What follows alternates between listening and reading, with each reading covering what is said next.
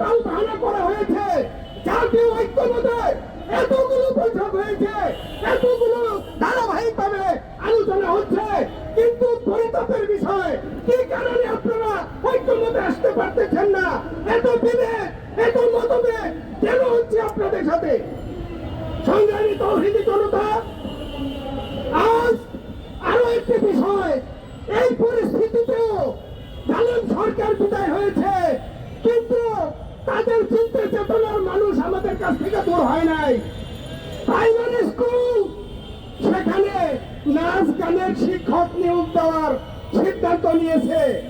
আমরা বলতে চাই, ভাবে বলতে চাই, যদি এই প্রাইমারি স্কুলে নাচ গানের শিক্ষকের নিয়োগ দেওয়া হয়, সারা বাংলাদেশে এর বিরাট প্রতিক্রিয়া সৃষ্টি হয়ে যাবে। কাজেই আপনারা এগুলো বন্ধ করুন এবং তার ক্ষেত্রে আপনারা ধর্মীয় শিক্ষক নিয়োগ দিন। ধর্মীয় শিক্ষক শুধু মুসলিম শিক্ষক নয়, ধর্মীয় শিক্ষক হিন্দু, বৌদ্ধ, খ্রিস্টান, যত ধর্মের মানুষ আছে প্রত্যেক ধর্মের ধর্মীয় শিক্ষক থাকা দরকার।